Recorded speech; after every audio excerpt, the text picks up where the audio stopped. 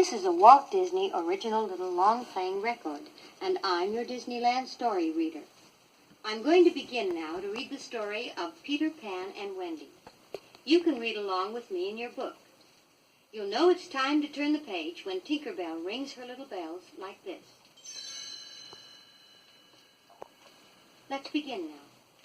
Once upon a time, there were 3 children, Wendy, John, and Michael Darling by name.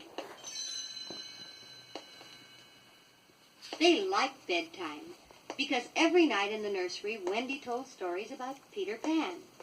Peter is a little boy who decided never to grow up. He lives in a faraway Neverland, full of adventure and fun. The children loved to hear stories about him, and Peter Pan himself, with the fairy Tinker Bell, would come flying down and sit on the nursery windowsill to hear the stories. One night, Peter asked the children to come with him to the Neverland. Wendy was delighted, and Peter taught them how to fly. It was easy as 1, 2, 3. All it took was a wish and a pinch of pixie dust, and a little practice, too. Then out the nursery window they flew, and away to the Neverland. The Neverland was a wonderful place, an island in a nameless sea. There were fairies living in the treetops. There were mermaids swimming in a lagoon. There were real red Indians in a village on a cliff. There were woods full of wild animals.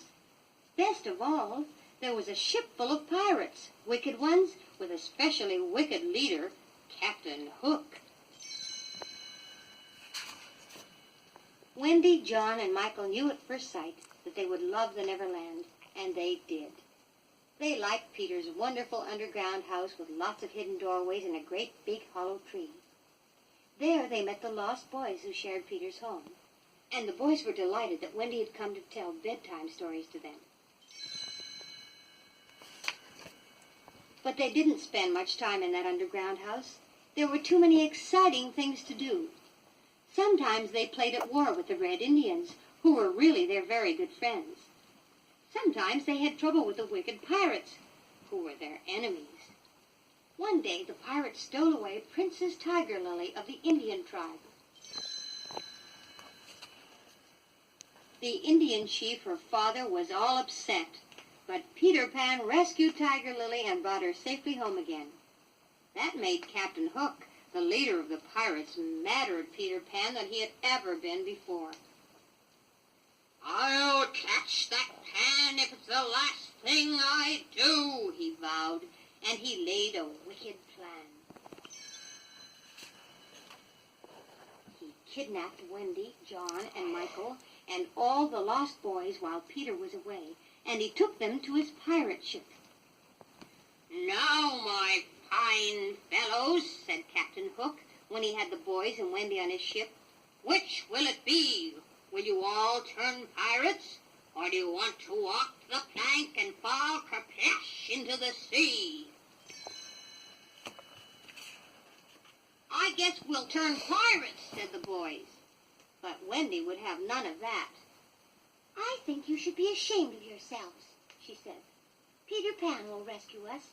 And she was right, for at the last minute Peter Pan appeared. He beat Captain Hook in a good, fair fight, and he freed every one of his friends. They scared those bad pirates into jumping overboard and rowing away in their boat. "Hooray!" cried Pan. "Now the pirate ship is ours." "Where shall we sail to?" cried the boys. "It's time we went home," Wendy said. "If you must go home, we'll sail there," said Peter Pan. With a wish and a pinch of pixie dust, they made that pirate ship fly, and away they all sailed on that ship through the sky to the nursery window again. The children's parents could scarcely believe that their children had been to the Neverland.